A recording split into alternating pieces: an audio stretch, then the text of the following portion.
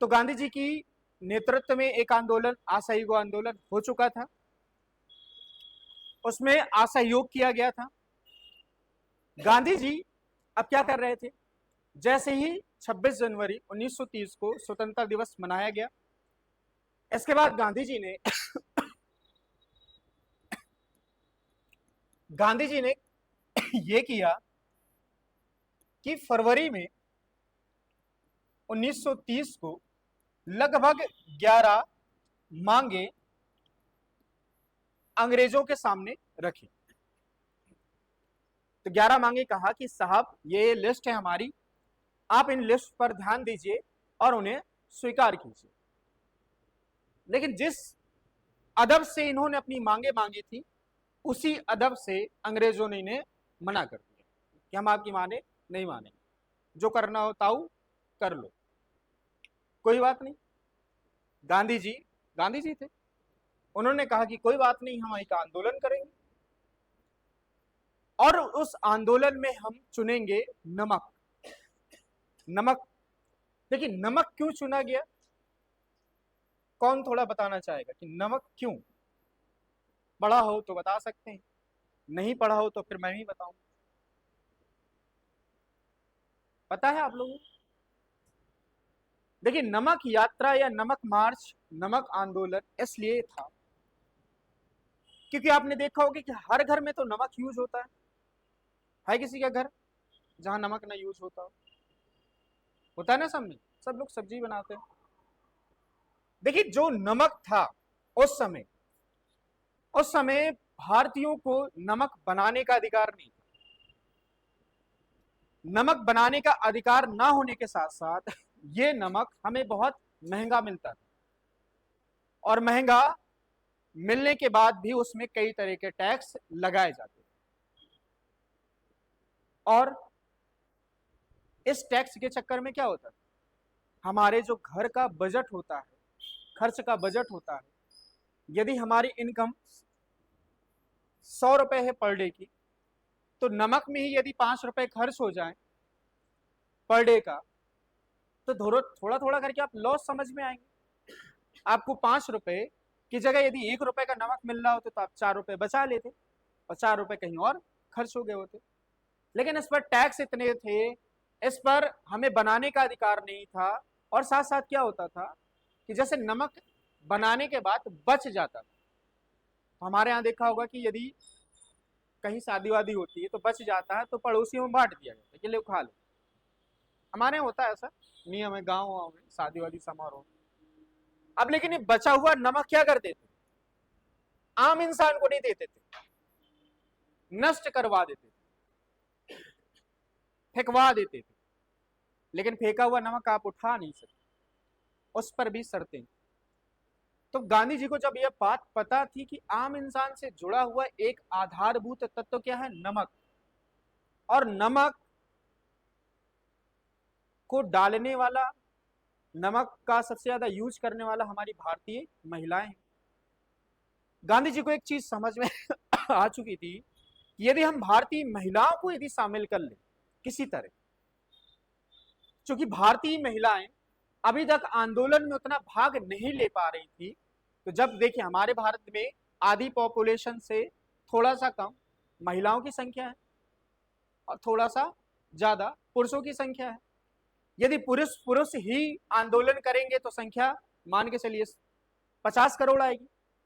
यदि महिलाएं भी इसमें मिल जाएंगी तो 40 करोड़ 45 करोड़ और मिला दीजिए, तो आपको बड़ी जनसंख्या दिखेगी।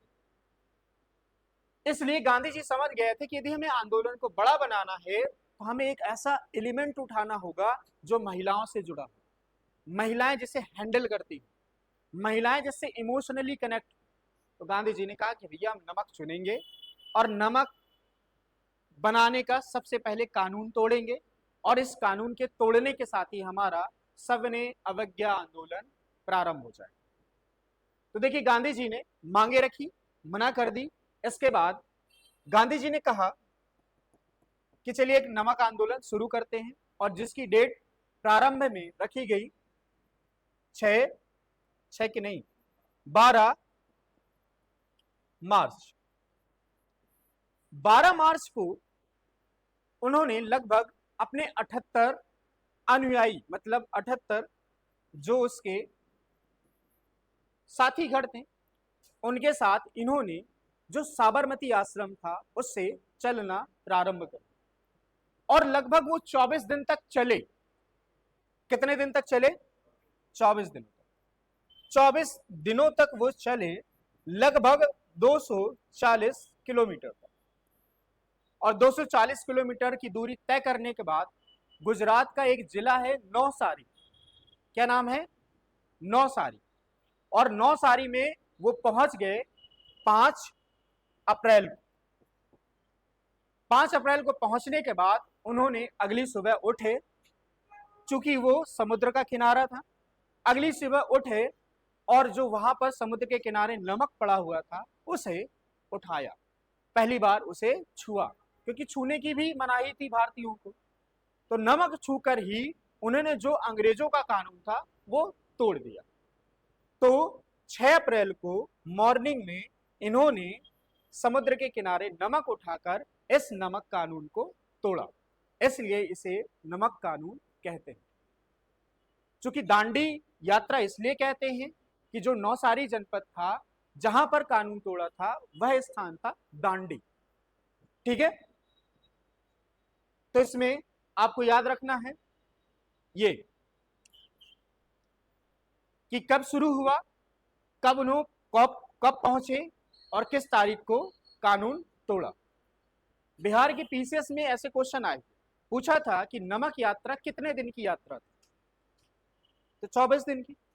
तो क्या ऐसे क्वेश्चन जब कोई अन्य आयोग बनाता है तो कभी अब क्या आपसे नहीं पूछ सकता कि नमक यात्रा के दौरान गांधी जी ने कितने दिन यात्रा किए थे?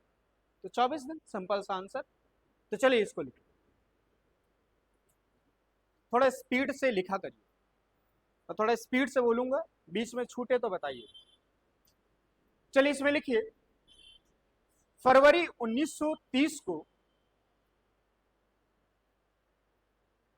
गांधी जी ने अंग्रेजों के सामने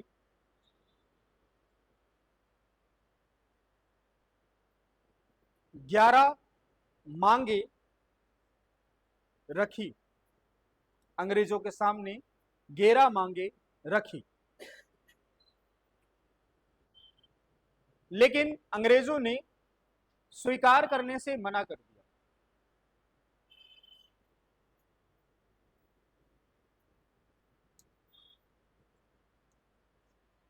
जिसके बाद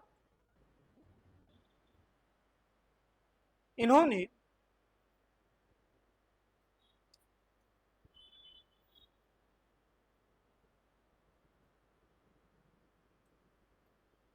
दांडी यात्रा दांडी यात्रा निकालने का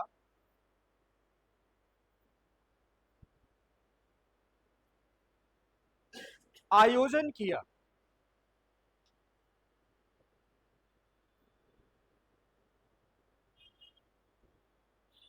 जिसका उद्देश्य जिसका उद्देश्य नमक कानून को तोड़ना था। नमक कानून को तोड़ना था, जिसका उद्देश्य नमक कानून को तोड़ना था।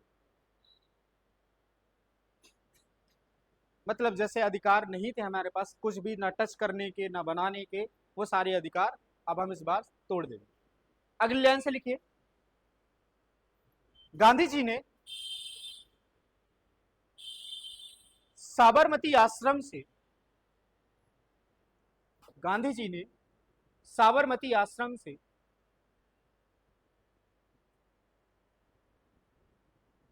12 मार्च 1930 को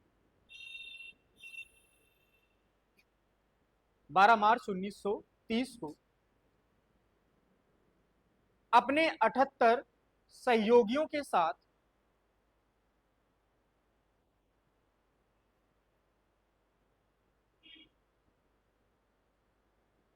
सहयोगियों के साथ लगातार 24 दिन की यात्रा के बाद 24 दिन की यात्रा के बाद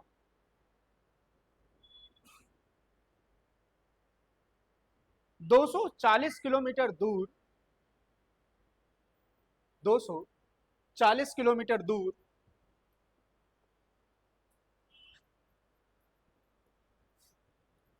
गुजरात के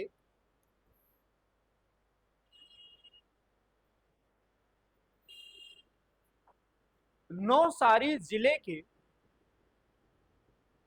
नौसारी जिले के दांडी नामक स्थान पर पहुंचे।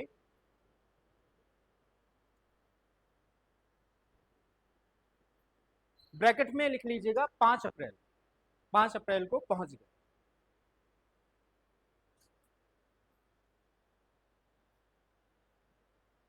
और अगले दिन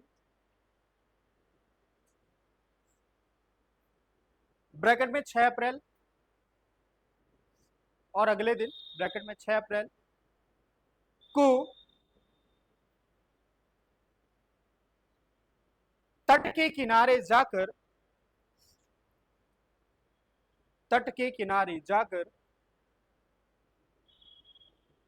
मुट्ठी भर नमक उठाया, मुट्ठी भर नमक उठाया।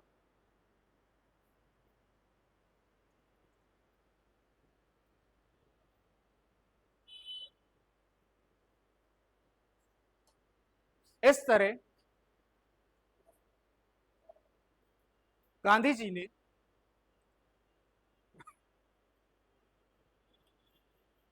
नमक कानून तोड़ा।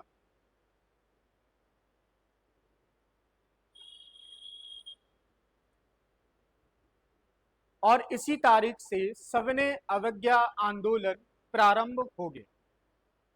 और इसी तारीख से सविनय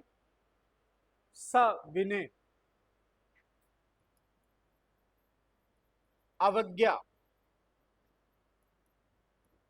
आंदोलन शुरू हो गया।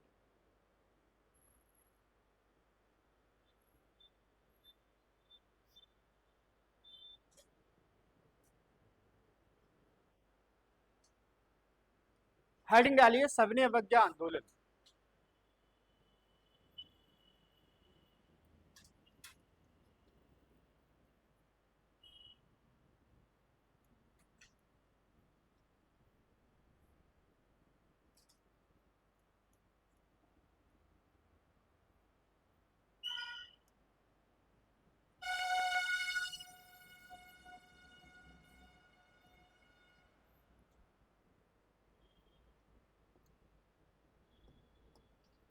ठीक है, ब्रैकेट में 1930।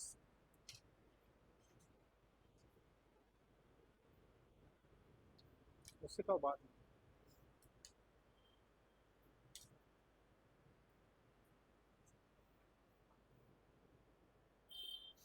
देखिए सविनय अवज्ञा आंदोलन था क्या, जैसे वहां असहयोग आंदोलन में अंग्रेजों का हमें क्या करना था, असहयोग नहीं करना किसी भी तरह का। अब इसमें क्या करना था, सविनय अवज्ञा, स मतलब सहित, विनय मतलब थोड़ा पोलाइट होकर, विनम्र होकर, अवज्ञा का मतलब है आज्ञा ना मानना या आज्ञा का उल्लंघन करना। सिंपल सा मतलब ये हुआ इस आंदोलन का कि हमें विनम्र होकर अंग्रेज जो हमें आज्ञा दे या जो हमें आदेश दे उसे क्या करना है, मना कर देना। वो कहे पढ़ने को, हमें पढ़ना नहीं। वो कहे नौकरी करने को, नौकरी नहीं करना। वो कहते हैं गोली चलाओ, गोली नहीं चलाना। वो कहते हैं ये करो, कुछ भी करो। वो कहते हैं कुछ भी करो, आप कुछ भी ना करो। समझ में आ रहा है, कुछ भी करना है, विनम्र से कहना कि सरकार आपकी बात नहीं मानेगा। जैसे आप लोग कभी कभी घर में भी ये सविनय अवज्ञा आंदोलन छेड़ देते हो, विनम्र के साथ आप काफी चीजें मना कर देते कि मम्मी आज ये नहीं खाएंगे, चाहे हम भूखे पेट रहे। तो मम्मी समझ जाती हैं कि ये मुझे अब बनाने के लिए मजबूर करेगा थोड़ी देर, कि लल्ला ऐसे नहीं सो सकते। तो आप लोग भी इसका फायदा उठाते हैं। देखिए, सविनय अवज्ञा आंदोलन गांधी जी का एक दूसरा महत्वपूर्ण आंदोलन। आपको सिर्फ इसमें याद रखना है इसकी तारीख 1930 से शुरू हो गया। शुरू होने के बाद आपको छोटी छोटी घटनाएं याद रखनी, क्योंकि पेपर में इन छोटी छोटी घटनाएं पूछी जाती कि सविनय अवज्ञा आंदोलन के दौरान कौन आंध्र प्रदेश में, तेलंगाना में, केरल में नेतृत्व कर रहा था। लाल कुर्ती वाला आंदोलन किस आंदोलन के समय हुआ था? सुना होगा ना, सीमांत गांधी किसे कहते हैं? ये सारी बातें असहयोग सविनय अवज्ञा आंदोलन के दौरान ही होंगी। इसमें छोटी छोटी घटनाएं घटी। एक थी धरासणा की घटना, एक थी मजदूरों का आंदोलन, लेकिन मैं आपको सिर्फ इंपॉर्टेंट चीजें ही लिखवाऊंगा। हैं तो बहुत सारी, क्रम से बहुत सारी बताने लायक चीजें होती, लेकिन आपको जो इंपॉर्टेंट है, जिसमें सी राजगोपालाचारी का आंदोलन इंपॉर्टेंट है, के कलप्पन का इंपॉर्टेंट है आंदोलन, जिसे वाईकोम सत्याग्रह कहते हैं। पेपर में दो आंदोलन ज्यादा पूछे जाते हैं, तो पहले हम दो आंदोलन को अच्छे से समझें। देखिए, तमिलनाडु से आते थे सी राजगोपाला, तमिल सी राजगोपालाचारी। सी राजगोपालाचारी यहां पर सविनय अवज्ञा आंदोलन के मेन नेता थे। जिस तरह गांधी जी ने नमक कानून तोड़ा था, साबरमती आश्रम से चलकर दांडी तक की यात्रा की थी, इन्होंने भी एक सांकेतिक यात्रा निकाली थी, और वो सांकेतिक यात्रा थी त्रिचनापल्ली से लेकर वेदरायण तक। कहां से कहां तक? त्रिचनापल्ली से लेकर वेदरायण तक। कहां से कहां? त्रिचनापल्ली से लेकर वेदरायण। कभी कभी पेपर में पूछता है कि गांधी जी के समान ही तमिलनाडु में सी राजगोपालाचारी ने कहां से कहां तक की यात्रा की थी? तो त्रिचनापल्ली, त्रिचनापल्ली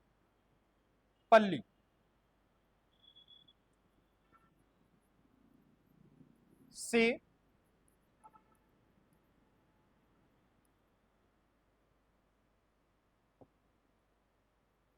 वेदरायण।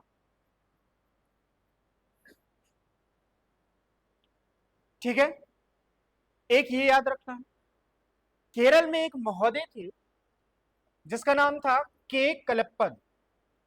क्या नाम था? के कलप्पन। इन्होंने वाईकोम सत्याग्रह, कौन सा सत्याग्रह?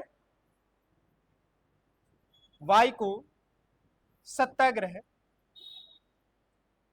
किया हुआ था, और इन्होंने भी जो केरल का तट है, समुद्री तट है, वहां पर एक छोटी सी यात्रा नमक कानून तोड़ने के लिए निकाली। तो आपको सिर्फ यही याद रखना, पेपर में यही आता है कि वाईकोम सत्याग्रह शुरू करने वाले व्यक्ति कौन थे? के कलप्पन। पूछ सकता है कि वाईकोम सत्याग्रह किस राज्य में चालू हुआ था? केरल। ठीक है, इतना याद रखना। दो पॉइंट इसमें लिखने, लिखिए इसमें, लिखिए 6 अप्रैल 1930 को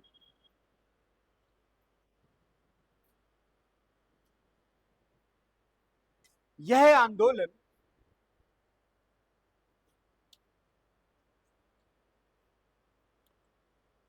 पूरे भारत में, पूरे भारत में धीरे धीरे कर कर, धीरे धीरे करके फैल रहा था।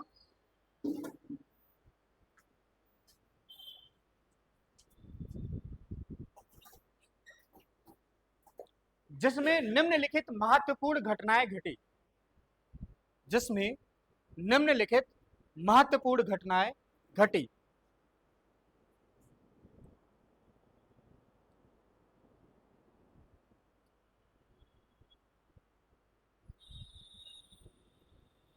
लिखो इसमें, पहला पहला पॉइंट बना के लिखो। तमिलनाडु में सिराज गोपालाचारी के नेतृत्व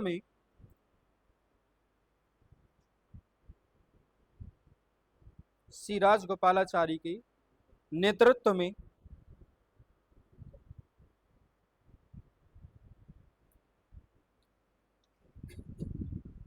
गांधी जी की तरह ही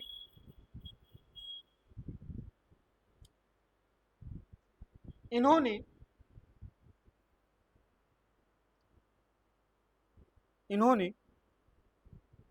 त्रिचनापल्ली से वेदारायण, क्या लिखा, वेदारायण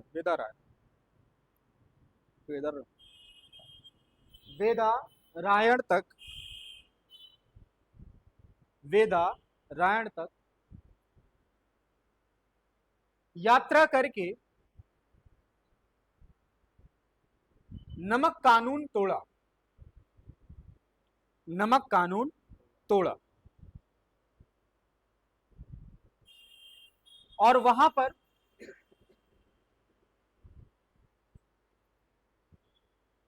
शराब की नीति का विरोध किया।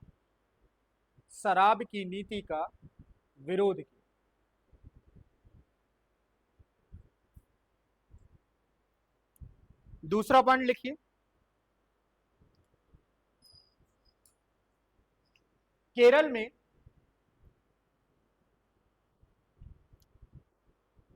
में के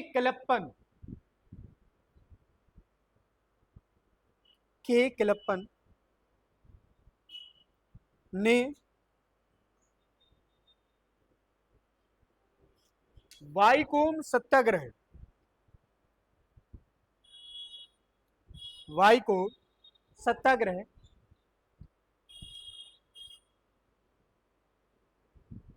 प्रारंभ किया।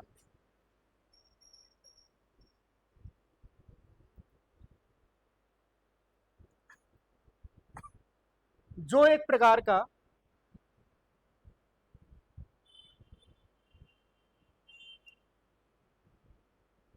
मंदिर सुधार आंदोलन था।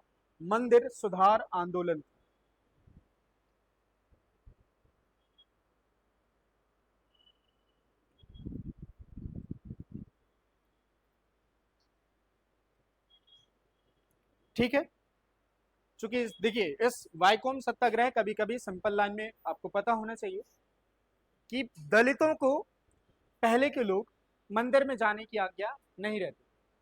आज भी बहुत सारे ऐसे मंदिर तो नहीं होंगे, लेकिन वो पहले की बात है कि जो दलित व्यक्ति था उसको थोड़ा छुआछूत के चक्कर में उसे मंदिर में प्रवेश नहीं दिया जाता। तो केरल में मंदिर में दलितों के प्रवेश को लेकर ही जो वहां के राजा ने आदेश दिया था, उसी आदेश का विरोध करना ही इस सविनय अवज्ञा आंदोलन को अंग बनाकर इन्होंने वाईकोम सत्याग्रह शुरू कर दिया। तो मैं वहां लिखवा नहीं रहा हूं, लेकिन लिखवा दिया है मंदिर सुधार आंदोलन, क्योंकि मैं पेपर में बनाऊं और वहां लिखूं दलितों के मंदिर में प्रवेश संबंधी आंदोलन, तब आप कंफ्यूज हो जाएं, तो इसलिए मैंने बता दिया। समझ में आया? क्योंकि मैं ऐसे क्वेश्चन बनाऊंगा, जैसे मैं उस तरह बना सकता हूं तो मैं ये भी बना सकता हूं। मैं आपको पढ़ा हुआ चीजें ही बताऊंगा। अगली हेडिंग डालिए, अगला तीसरा पॉइंट। दो चीजें और, दो नहीं, अभी और चीजें, बहुत सारी चीजें रहती। पढ़ाने का तो मन बहुत है, पर पढ़ाना नहीं। 3 घटनाएं और पढ़ाऊंगा आपको। पहला है कि इस समय नागा आंदोलन प्रारंभ हुआ। कौन सा आंदोलन? नागा आंदोलन।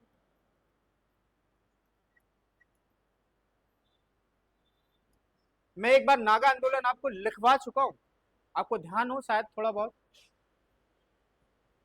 नहीं ध्यान? जब जनजातियों वाला आंदोलन लिखवाए होंगे, जदो नागा याद है, रानी गौडिन्यू का नाम याद है, जवाहरलाल नेहरू ने रानी की उपाधि दी थी, ये याद है? सब भूल गए? कोई बात नहीं यार, रिवीजन करिए। आप भूलेंगे, मैं बार बार पढ़ाऊंगा। पर सिर्फ एक ही बार पढ़ाता हूं। देखिए, इसी समय नागालैंड में जदो नागा, क्या नाम था उनका, जदो नागा के नेतृत्व में वहां पर एक छोटा सा सविनय अवज्ञा आंदोलन की तरह ही एक आंदोलन शुरू किया गया। चूंकि सविनय अवज्ञा आंदोलन के दौरान ही इस आंदोलन को काउंट कर लिया जाता है। अब इसमें क्या हुआ कि जदो नागा कुछ समय के बाद आंदोलन करते करते उनकी मृत्यु हो गई। इसके बाद इनकी बेटी थी जिनका नाम था गौ डेन्यू। क्या नाम था, गौ डेन्यू। गौ डेन्यू उस समय लगभग 13 से 14 साल की कन्या थी, इन्हीं की पुत्री थी, लेकिन बड़ी साहसी थी। उन्होंने अपने पिता के आंदोलन को एक महत्वपूर्ण अपने नेता स्वयं को मानते हुए उसे बढ़ाया और उसे पूरी तरह लीड किया। इस लीड में उन्होंने बहुत सारी छोटी छोटी ग्रुप बनाए, जिसका नाम था मंजरी सेना, एक का नाम था बानर सेना, मतलब छोटे छोटे ग्रुप बनाकर उनका नाम दे दिया। अब इसके बाद इन्हें 1932 में गिरफ्तार कर लिया जाता है और इन्हें जेल में भेज दिया जाता है। जेल में भेजने के बाद 1937 में पंडित जवाहरलाल नेहरू जब नॉर्थ ईस्ट जाते हैं नागालैंड साइड, तब इनसे एक बार जेल में ही मिलते हैं और इन्हें किसकी उपाधि देते हैं, नेहरू साहब इन्हें रानी की उपाधि, तभी से इनका नाम हो जाता है रानी गौडेन्यू। पेपर में आपसे एक ही चीज पूछी जाती है कि रानी गौडेन्यू को रानी की उपाधि देने का काम किसने किया, पंडित जवाहरलाल। बाकी आप भूल जाइए, नो प्रॉब्लम। ठीक, एक घटना और बीच की। अब ये घटना है पेशावर की। पेशावर, पाकिस्तान वाला पेशावर। पाकिस्तान के पेशावर में भी, चूंकि पाकिस्तान तो पहले था नहीं, उसका हैप्पी बर्थडे हुआ है, था ही नहीं ना, जो था नहीं तो उसका तो हैप्पी बर्थडे हो सकता है। तो उसका हैप्पी बर्थडे हम 14 अगस्त को मनाते हैं। अब देखिए, इस पाकिस्तान का जो क्षेत्र था पेशावर, पेशावर में एक व्यक्ति का नाम हमेशा याद रखिए, जिनका नाम है सीमांत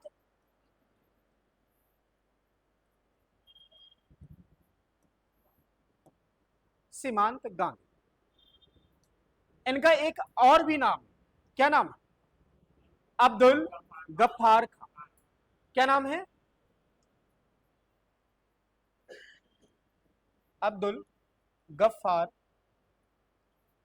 पिछले साल का मुझे पेट का पेपर याद है, यहां से क्वेश्चन पूछा था कि सीमांत गांधी किसे कहते हैं, बस इतना छोटा सा क्वेश्चन। और उसमें बहुत सारे ऑप्शन थे, जिसमें एक ऑप्शन था अब्दुल गफ्फार। छोटा सा आंसर, छोटा सा क्वेश्चन, लेकिन 1 नंबर 2 नंबर का तो क्वेश्चन होगा ना वो। तो अब्दुल गफ्फार खां को सीमांत गांधी कहते हैं। सीमांत गांधी या अब्दुल गफ्फार खां ने अपने दौरान एक मजदूरों की एक संगठन क्रिएट किया, मजदूरों का एक संगठन क्रिएट किया, जो क्या करते थे, लाल कुर्ती पहनते थे। कौन सी कुर्ती, लाल लाल कुर्ती पहन के वो वाला गाना गाया करते थे, टां टां टां। तो बढ़िया लाल कुर्ती वाला, बढ़िया जैसे तुम लाल पहनो ना, ऐसी कुर्ती पहन लेते थे और उनके साथ रहते थे। जैसे आपने देखा होगा कि हर पार्टी की अलग टोपी है, समाजवादी लाल लाल पहनते हैं, भाजपा वाली पता नहीं वो अजीब सी एक टोपी निकाली है, कांग्रेस वाली अलग से पहनते हैं, बिहार में आरजेडी हरी हरी पहनती है, हर अलग अलग तरह के लोग हैं। तो ये लाल कुर्ती पहनते, उनका एक ही ड्रेस था, लाल कुर्ती पहन के हम जाएंगे। इसलिए कभी कभी पूछ लेता है कि लाल कुर्ती वाला आंदोलन किसके नेतृत्व में शुरू हुआ, तो उसका नाम क्या होगा, सीमांत गांधी या अब्दुल गफ्फार। छोटा सा इंफॉर्मेशन। कभी कभी ये पूछ सकते हैं कि लाल कुर्ती वाला आंदोलन कहां शुरू हुआ था, पेशावर में। घुमा फिरा के कान को यहां से पकड़ना है, यहां से पकड़ना है, यहां से पकड़ना है, पर कान ही पकड़ने। इन्हीं 4 पॉइंट में आपको वही घुमाते रहते हैं, पेशावर की घटना कब हुई, सीमांत गांधी कब हुए, दुनियादारी पूछते रहते। बड़े ये आंदोलन कर रहे थे। आंदोलन के दौरान एक चीज ये हुई कि एक रेजिमेंट का नाम है गहड़वाल रेजिमेंट। कौन सा रेजिमेंट है? गहड़वाल। जैसे आपने सुना होगा गोरखा रेजिमेंट, सिख रेजिमेंट, इसी तरह एक रेजिमेंट था गहड़वाल रेजिमेंट। गहड़वाल रेजिमेंट ने, चूंकि वो अंग्रेजों के साथ रहती थी, अंग्रेज ने इस रेजिमेंट को भेजा कि जाइए वहां कंट्रोल कीजिए। लेकिन जो वहां के नेता थे चंद्र सिंह, आपको नाम याद, गहड़वाल रेजिमेंट याद कर लो, बहुत है। चंद्र सिंह गहड़वाली थी, उनके नेतृत्व में जो लीड कर रहे थे। जब उन्होंने, अंग्रेजों ने आदेश दिया कि आप इन पर गोली चलाइए, इन लोगों पर, लाल कुर्ती वालों को लाल लाल कर दीजिए गोली मार के, इन्होंने कहा कि हम गोली नहीं चलाए। और पहली बार ऐसा था कि अब लोग, पुलिस वाले भी या सेना भी खुलकर विरोध करने लगी। गांधी जी को उन्होंने बात मानी कि हम अंग्रेजों के दिए गए आदेश को नहीं माने। तो पहली बार ऐसा हुआ कि इस गहड़वाल रेजिमेंट ने गोली चलाने से मना कर।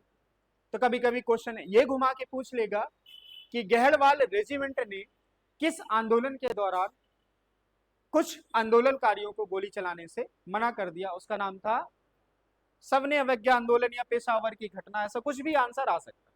ठीक है, लिखो। ऐसी कौन सी बातें कर रहे हो, आधे घंटे से देख रहा हूं। तीसरी लाइन, क्या बात है?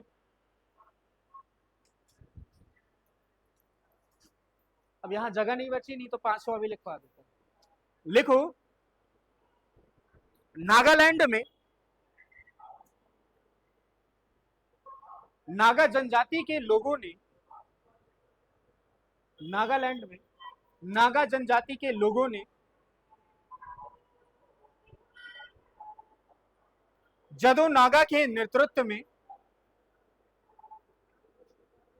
जदो नागा के नेतृत्व में, लिख ले,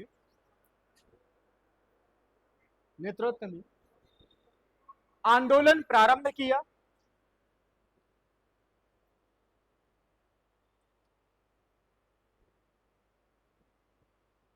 जिसे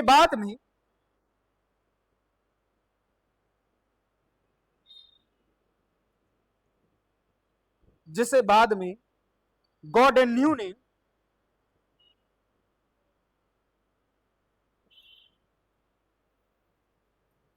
आगे बढ़ाया।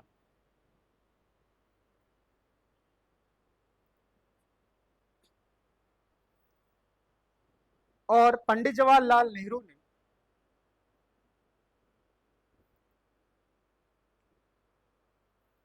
इन्हें रानी की उपाधि दी।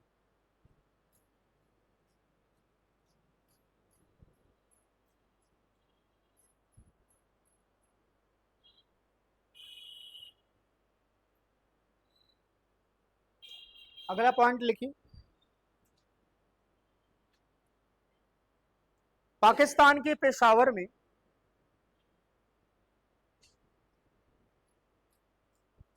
पाकिस्तान के पेशावर में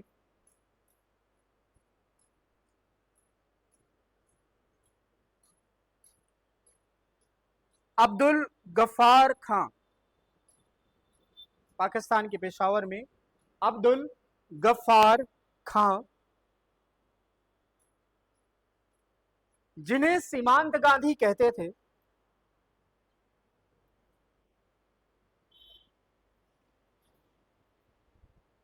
कहते थे के नेतृत्व में, कहते थे के नेतृत्व में, मर गए बेटा,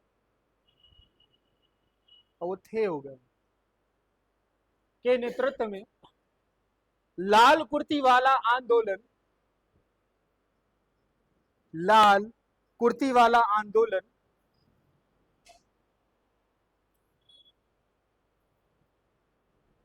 शुरू किया गया।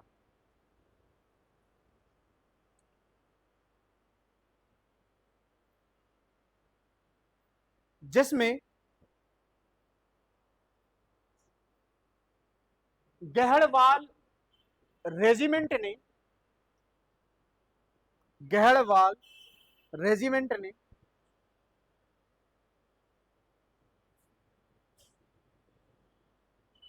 गोली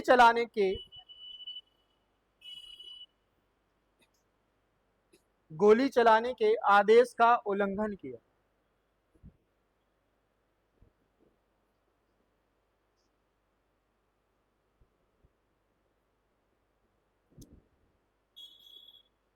अगला पॉइंट लिखो। गुजरात के धरासड़ा धरा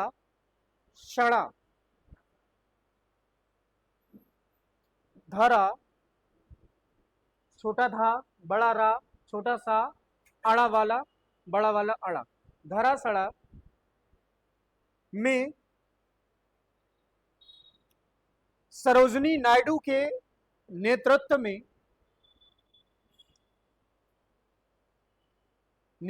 में वहां के प्राकृतिक झील में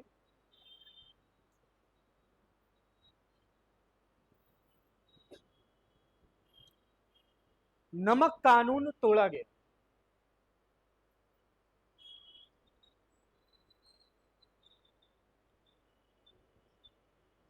जिसमें गांधी जी के बेटे मणिलाल भी शामिल थे। जिसमें गांधी जी के बेटे मणिलाल भी शामिल।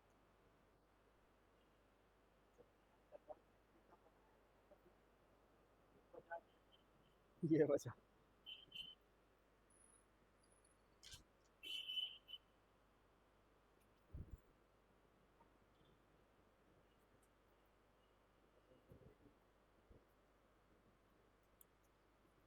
ठीक है,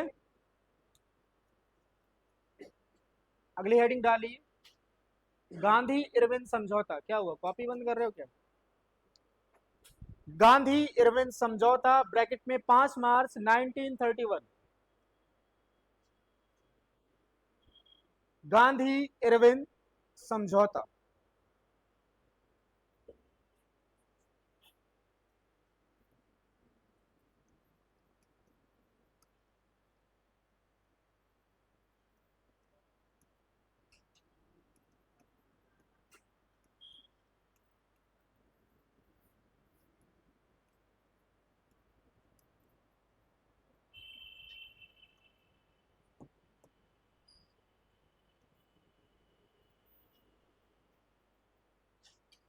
डल गई हेडिंग?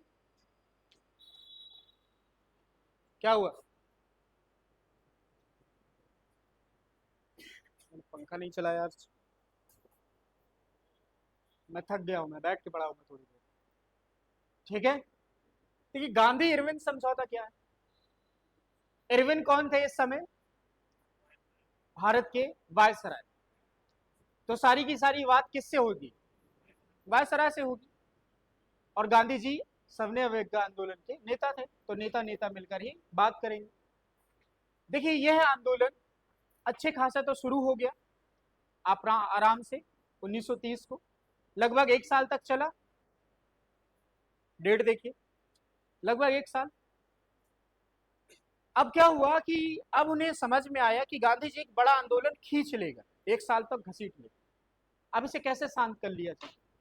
तो गांधी जी ने जो 11 मांगे की थी, आपको याद है, बड़ी तमीज से इन्होंने भी मना कर दिया था। मान लेते तो आंदोलन ही ना होता।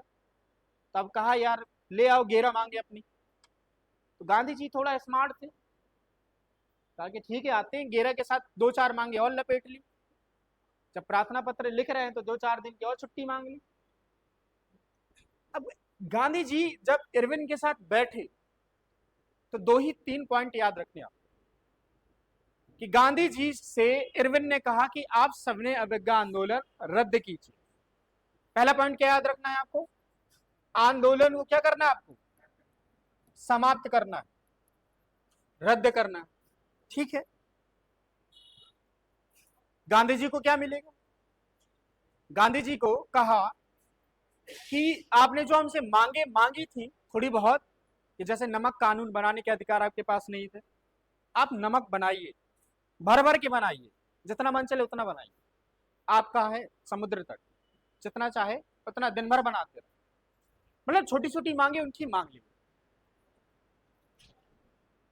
इस मांगने के दौरान एक शर्त और रखी गई कि जो राउंड टेबल कॉन्फ्रेंस होगी, गोलमेज सम्मेलन, गोलमेज सम्मेलन में कांग्रेस अब भाग लेगी। पहले वाले को उसने भाग नहीं लिया था, दूसरे वाले में गई थी, तीसरे वाले में फिर नहीं गई। तो पहला जब हो चुका था तो तब उन्हें दूसरे में बुलाने के लिए भी इन्होंने एक पॉइंट रखा कि आप भैया राउंड टेबल कॉन्फ्रेंस में आ जाना, हिस्सा ले लो। बाकी आपने सुना होगा कि गांधी जी चाहते तो भगत सिंह की फांसी रुकवा सकते थे। इसी दौरान की घटना है, क्योंकि आप देख रहे होंगे 5 मार्च 1931, और भगत सिंह को फांसी कब दी गई थी? 23 मार्च 1931। तो इसी समझौते में एक पॉइंट ये भी लिखवा लेते कि भगत सिंह को फांसी मत देना, चाह सकते तो करवा लेते। तो आपको मैं बता ही चुका हूं कि क्यों नहीं करवाया, उनके पास मौका था। और हालांकि उन्होंने इरविन से बात भी की थी, इरविन से बात की थी कि चाहे तो आप फांसी रोक सकते, पर हम आपको मना नहीं कर रहे, आपको देना दीजिए, क्योंकि वो एक तरह की वो राजनीतिक हत्या में शामिल थे, क्योंकि एसपी सांड्स को मारा था। वो अहिंसा के खिलाफ हमेशा ही रहे, पर बाद में हिंसा का भी समर्थन करने लगते हैं जब इनके दिमाग आता है कि नहीं अब ऐसे नहीं जाएंगे, लात जूते खा के ही मानेंगे। तो 42 के आंदोलन में लात जूते भी करवाता है, ठीक है मारो साथ। तो आंदोलन कह रहे हैं समाप्त कर लीजिए, राउंड टेबल कॉन्फ्रेंस में आ जाइए, बाकी हम आपकी जितनी भी मांगे हैं मांग लेंगे। बस यही आंदोलन की एक महत्वपूर्ण बात। इसके बाद कराची के अधिवेशन में जिसकी अध्यक्षता वल्लभ भाई पटेल ने की, इस समझौते की क्या की गई? पुष्टि की गई। आपसे पेपर में पूछा करता है कि कराची अधिवेशन की अध्यक्षता किसने की, तो उसका नाम क्या है? वल्लभ भाई पटेल। कब की गई? 1931। लिखवा दूंगा अभी, पहले 2 लाइनें लिख लो। लिखो, पहली पहली बार था